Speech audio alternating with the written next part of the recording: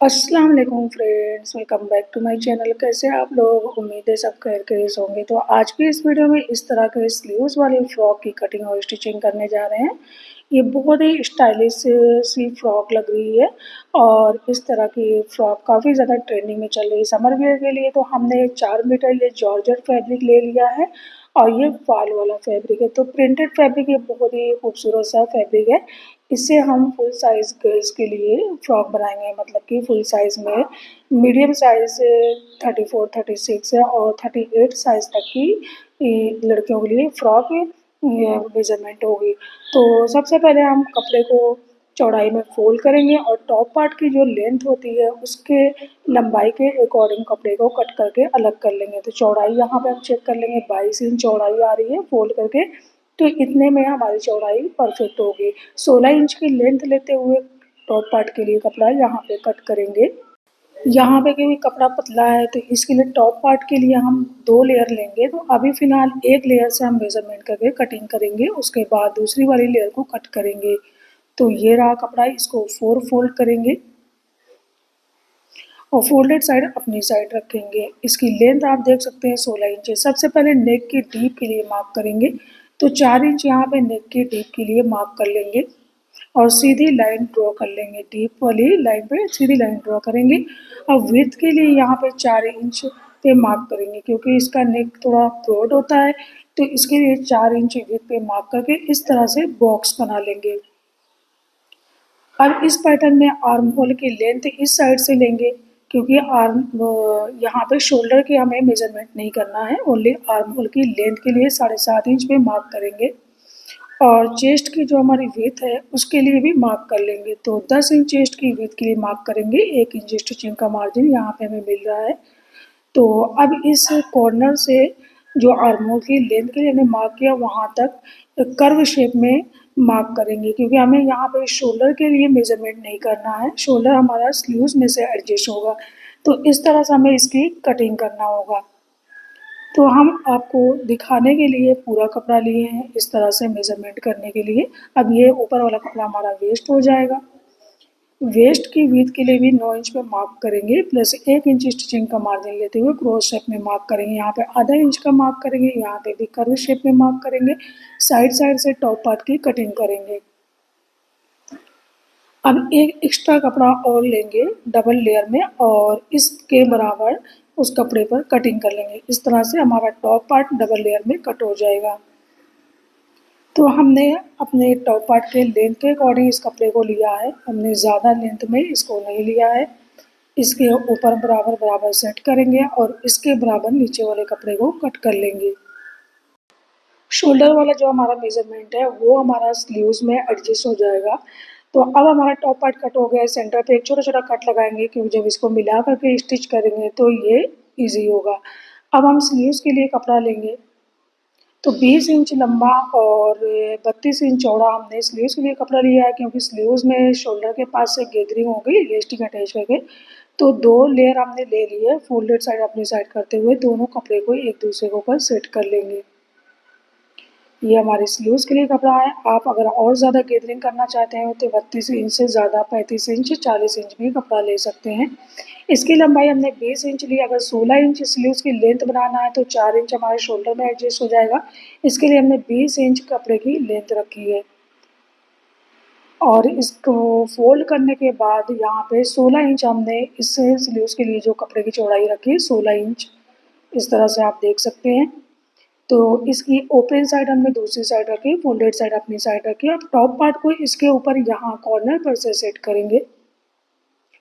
इस जगह से टॉप पार्ट को आगे वाला जो हमारा कपड़ा है इसको छोड़ करके ओपन वाली साइड इस तरह से हमें टॉप पार्ट को इसके ऊपर सेट करना है और साइड साइड से इसके बराबर कटिंग करेंगे। इस तरह से इसमें लेस्ट डाल करके गैदरिंग होगी और यहाँ पर मार्किंग करेंगे साइड में। जैसे हम क्रॉस शेप में स्लीव्स के लिए मार्किंग करते हैं उसी तरह यहाँ पे भी मार्किंग कर लेंगे और इसी के बराबर कटिंग कर लेंगे।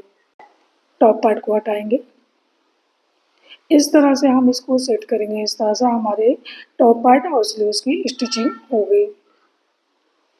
साइड साइड में हमें इस तरह से स्लीव्स को सेट करना होगा और इसे यहाँ से इस तरह से ज्वाइंट करना होगा। स्लीव्स की मोरी वाली साइड भी पतली इलास्टिक अटैच करके गैदरिंग कर लेंगे।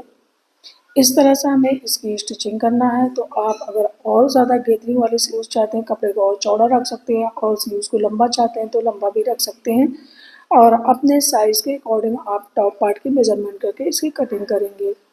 अब इस कट पार्ट के लिए लेयर कट करेंगे। तो यहाँ पे कपड़े को डबल करके लंबाई में रखेंगे। अब ऊपर से इंची टेप को 14 इंच निकाल करके इस तरह से रखेंगे। अब जो हमें फ्रॉक की लंबाई चाहिए उतने पे मार्क कर लेंगे। हमने मार्किंग कर ली है। अब कपड़े को देखेंगे कि ये कितने इंच कपड़ा आ रहा है। तो नीचे से जो हमने मार्किंग की है उसके ऊपर 12 इंच पे एक मार्क और करेंगे, क्योंकि यहाँ पे हम 12 इंच की एक लेयर अटैच करेंगे, गैदरिंग वाली फ्रिल वाली लेयर अटैच करेंगे। इसके लिए 12 इंच इसमें से माइनस करेंगे। अब ये जितना कपड़ा हो रहा है उतने पे हम इसको कट कर लेंगे। पहली वाली लेयर, इस कट की पहली वाली लेयर को कट कर लेंगे। तो यहाँ पे तकरीबन हमारा कपड़ा जो आ रहा है 16 से 18 इंच आ रहा है। तो उतना ही कपड़ा हम लेंगे, जितना हमने माइनस किया है उतना कपड़ा हम यहाँ पे ले करके इस एक लेयर को फाड़ देंगे। क्योंकि ये कपड़ा पतला है तो इसको इस तरह से कट लगा के टेर लगा कपड़े को अलग करेंगे। इसको कट नहीं कर सकते, कपड़ा टेढ़ा हो जाएगा। अब दूसरी वाली लेयर भी इसी के बराबर कट करेंगे, मतलब फ्रंट और बैक दोनों में 2 लेयर चाहिए तो इसके लिए कट करेंगे। अब नीचे जो हम फ्रिल अटैच करेंगे तो वो हम 4 लेयर में कट करेंगे, क्योंकि हमारे ये कपड़ा जितना है इसके डबल हमें फ्रिल के लिए कपड़ा चाहिए। तो हमारी ये पहली लेयर है, नीचे फ्रिल के लिए 4 लेयर कट करेंगे। उस लेयर को भी 12-12 इंच पे मार्किंग करके कट लगा करके टियर करके कपड़े को अलग करेंगे। तो 12 से 1 इंच और एक्स्ट्रा भी रख सकते हैं, क्योंकि इसको फोल्ड करने में, स्टिच करने में भी मार्जिन जाएगा। तो इस तरह से हम टोटल 4 लेयर कट कर लेंगे। फ्रेंड्स, अगर यहाँ तक आप लोग हमारी वीडियो को देख चुके हैं तो एंड तक फॉलो करते रहें, क्योंकि सभी पॉइंट को हम स्टेप बाय स्टेप आप लोगों से अच्छी तरह से शेयर करते रहेंगे। और अगर हमारे चैनल को सब्सक्राइब नहीं किया तो सब्सक्राइब कर लें, वीडियो को ज़रूर से लाइक कर लें, क्योंकि एंड में आप लोग लाइक करना भूल जाते हैं। और अब स्टिचिंग करना स्टार्ट करेंगे। तो सबसे पहले स्लीव्स में इलास्टिक अटैच करेंगे। तो ये हमारा शोल्डर वाला पॉइंट है, जो नेक वाला पार्ट है, और ये आर्म होल वाला। तो यहाँ पे हमें गैदरिंग करना है। इसके लिए हम चौड़ी इलास्टिक यूज़ करेंगे। हमारे पास 1.25 इंच चौड़ी इलास्टिक है, उसको यहाँ पे हम इंसर्ट करेंगे।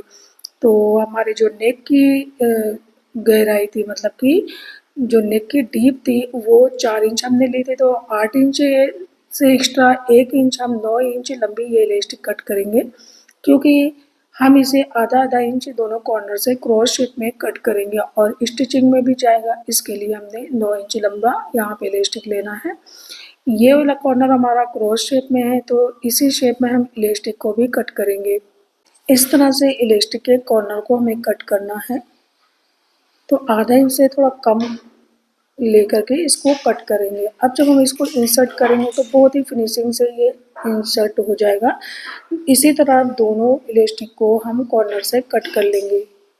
और अब इलास्टिक को अटैच करने के लिए एक 2 इंच चौड़ी पट्टी लेंगे और लंबी पट्टी लेंगे, क्योंकि पट्टी को पहले अटैच करेंगे, उसके बाद इलास्टिक को उस पट्टी के अंदर इंसर्ट करेंगे।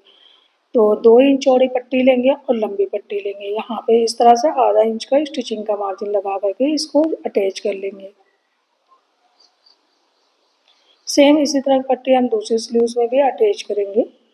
अब इसको कॉर्नर से कट करेंगे। पहले इसके ऊपर एक टॉप स्टिच कर लेंगे। तो मार्जिन जो है स्टिचिंग का वो पट्टी की तरफ करेंगे और इस तरह से टॉप स्टिच करेंगे। अब यहाँ पे पहले इलास्टिक को रख करके पहले इसे अटैच कर लेंगे। कॉर्नर से हमें इसे अटैच कर लेना है। पट्टी को फोल्ड करेंगे, कॉर्नर से इलास्टिक को पहले अटैच कर लेंगे। इसके बाद हम यहाँ पर से साइड साइड से स्टिच करेंगे। इलास्टिक के ऊपर हमें स्टिच नहीं करना है। इलास्टिक को अंदर की तरफ करके इसके बिल्कुल साइड से ही हम स्टिच कर लेंगे। इस तरह से इसकी गैदरिंग जो है ज़्यादा अच्छी आएगी।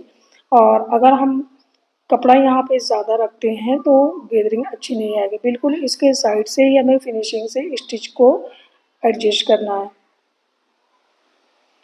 अब इलास्टिक को खींचते खींचते यहाँ पर लेकर आएंगे और एंड में इसको फिर से यहाँ पे जॉइंट कर लेंगे। इस तरह से आप देख सकते हैं कितनी फिनिशिंग से हमारी ये इलास्टिक इंसर्ट हो गई है। कॉर्नर को अच्छी तरह से फिनिशिंग से कट कर लेंगे। सेम इसी तरह दूसरी साइड की भी स्लीव्स को हमें रेडी कर लेना है। अब इसकी मोहरी वाली साइड पतली इलास्टिक अटैच करेंगे। अब 11 इंच लंबी ये पतली इलास्टिक कट करेंगे। आप अपनी कलाई के हिसाब से इसे कट कर सकते हैं। जितनी चौड़ाई आपको लेना है उतने पे आप इसे कट कर सकते हैं। अब 2.5 इंच की दूरी रखते हुए इलास्टिक को यहाँ पर अटैच करेंगे। तो इलास्टिक को ज़्यादा खींचेंगे क्योंकि कपड़ा हमारा ज़्यादा है। अगर इलास्टिक कम पड़े तो कपड़े को नीचे और सिकोड़ सकते हैं। इस तरह से हम इसको अच्छी तरह से इस पर एडजस्ट कर लेंगे।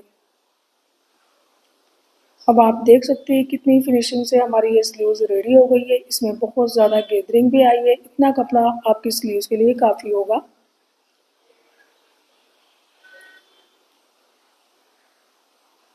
अब टॉप पार्ट को स्टिच करेंगे। हमने जो 2 लेयर लिए थे तो दोनों लेयर को एक दूसरे के ऊपर रख कर के नेक की साइड से इसको पहले एक बार स्टिच करेंगे। इसको ओपन करेंगे और इसके ऊपर से एक टॉप स्टिच कर लेंगे। अब यहाँ पे हमें स्लीव्स को एडजस्ट करना है, लेकिन पहले एक बार नेक की चौड़ाई को चेक कर लेंगे क्योंकि हमने जब इसको आधा इंच स्टिच किया है तो ये थोड़ा सा बढ़ गया है। अब 4 इंच चाहें तो इसको मार्किंग कर सकते हैं अगर आप ज़्यादा ब्रॉड नेक पहनना चाहते हैं, लेकिन हम यहाँ पे 4.25 इंच लेंगे क्योंकि ये ज़्यादा ब्रॉड हो जाएगा। 4.25 इंच अगर लेंगे तो रेडी होने के बाद ये 6.5 इंच हो जाएगा। 4.25 इंच पे पहले मार्किंग करते हैं और इस तरह से थोड़ा डीप लेते हुए इसको कट कर लेंगे। जिस तरह से हम आर्म होल की कटिंग करते हैं इस तरह से इसको कट करेंगे और अच्छा सा इसका शेप बना लेंगे। अगर आपको ज़्यादा ब्रॉड पहनना है तो आप चौड़ा भी रख सकते हैं इस नेक को। अब स्लीव्स को हमें यहाँ पर इस तरह से अटैच करना होगा। तो पहले टॉप पार्ट को ओपन करेंगे क्योंकि ये 2 पार्ट है, इसके बीच से रख के स्लीव्स को जब अटैच करेंगे तो ये बहुत ही फिनिशिंग से अटैच हो जाएगा और इसका स्टिचिंग का पार्ट जो है वो इनविजिबल हो जाएगा। इस तरह से हम इसको अच्छे से सेट करेंगे और दूसरा वाला पार्ट इसके ऊपर इस तरह से टर्न करेंगे और यहाँ से स्टिच करना स्टार्ट करेंगे। पहले स्टिच को लॉक करेंगे और फिर आगे बढ़ेंगे और एंड तक इसको स्टिच करके कंप्लीट करेंगे। इसको ओपन करेंगे। अब आप देख सकते हैं कितनी फिनिशिंग से ये इसमें अटैच हो गया है। इसकी जो स्टिचिंग वाला पार्ट है वो बिल्कुल इनविजिबल हो गया है। अब दूसरी साइड भी हमें इस तरह से स्टिच करना है तो दूसरा वाला टॉप पार्ट लेंगे और इस तरह से जहाँ पे जॉइंट है वहीं से इसको रखेंगे और इसको टर्न करेंगे और यहीं से स्टिच को लॉक करके आगे तक स्टिच को एंड करेंगे।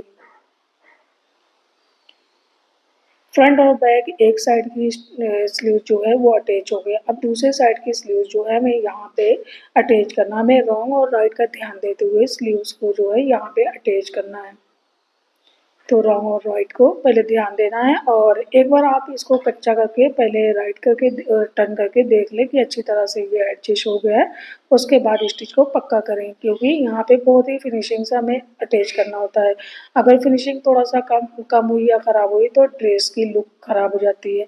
तो इसलिए इस जगह पे पहले आप कच्ची सिलाई कर लें, उसके बाद देख लें, चेक कर लें। अगर ये एकदम बिल्कुल सही से एडजस्ट अटैच हो गया है तो आप इस स्टिच को पक्का कर लें।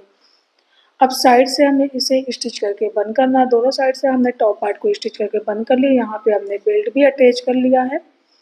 आप इस बेल्ट को फ्रंट में भी यूज़ कर सकते हैं, बैक में भी यूज़ कर सकते हैं क्योंकि टॉप पार्ट फ्रंट और बैक दोनों का बराबर है।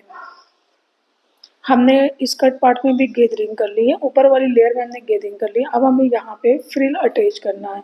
तो फ्रिल बनाने के लिए हम मशीन की सुई लेंगे क्योंकि ये थोड़ा मोटी होती है। सिलाई को बड़ा करेंगे और यहाँ पे इसको इंसर्ट करेंगे और फिर स्टिच को बड़ा करने के लिए इसको नीचे करेंगे और स्टिच को बिल्कुल बड़ा कर लेंगे। अब इस तरह से हम इसमें अच्छे से गैदरिंग कर सकते हैं। बड़ी स्टिच करके जब करेंगे ऑटोमेटिक इसमें गैदरिंग होती जाएगी। वैसे भी हमारे पास गैदरिंग फूड भी है, लेकिन पतले कपड़े पे गैदरिंग फूड अच्छा काम नहीं करता है। अब इस तरह से हमने फ्रिल बना ली है। फ्रिल को टॉप पार्ट के नीचे में स्कर्ट पार्ट के नीचे लेयर में अटैच करने के लिए साइड से पहले इसको ओपन कर लेंगे और फिर फ्रिल को यहाँ पे अटैच करेंगे। फ्रिल को हमने नीचे से पहले ही फोल्ड कर लिया है क्योंकि अगर इसको स्टिच करते करते ये नीचे से बहुत ज़्यादा खुलने लगता है, इसके लिए हमने इसको ऑलरेडी फोल्ड कर लिया था। इसको अटैच कर लेने के बाद इसके ऊपर से टॉप स्टिच करेंगे और साइड से हमने ये जो ओपन किया था इसको स्टिच करके बंद कर लेंगे। नीचे से पहले स्टिच को लॉक करेंगे और ऊपर तक स्टिच को एंड करेंगे। अब टॉप पार्ट को और स्कर्ट पार्ट को रेडी कर लेने के बाद इन दोनों को एक दूसरे में ज्वाइंट करेंगे। आप देख सकते हैं हमारी फ्रिल भी अटैच हो गई है। यहाँ पे इसको राउंड स्टिच करके अटैच कर लेंगे। सो फ्रेंड्स, अब आप लोग देख सकते हैं कितनी ब्यूटीफुल सी और स्टाइलिश सी हमारी ये फ्रॉक बनके रेडी हो गई है। आई होप कि आपको हमारा ये आइडिया ज़रूर पसंद आया होगा और आप हमें कमेंट्स करके ये बात ज़रूर बताइए क्या सेम पैटर्न की हमारी ये ड्रेस बनी है या नहीं, या परफेक्ट तरीके से बनी है। आप लोग को हमारा आइडिया कैसा लगा। और अगर अब तक आपने हमारे चैनल को सब्सक्राइब नहीं किया तो सब्सक्राइब कर लें, बेल आइकन को ज़रूर प्रेस करें ताकि हर नई आने वाली वीडियो सबसे पहले आप तक पहुंच सके। और वीडियो को लाइक और शेयर ज़रूर कर लें। हमारी वीडियो के ऊपर साइड में एक छोटा बैग बना हुआ है, उस बैग को क्लिक करके आप इस तरह के ड्रेसेस और इसके अलावा भी ड्रेसेस को परचेज कर सकते हैं। So thank you for watching this video. मिलते हैं नेक्स्ट वीडियो में कुछ नए डिज़ाइन साथ, तब तक के लिए अल्लाह हाफिज़।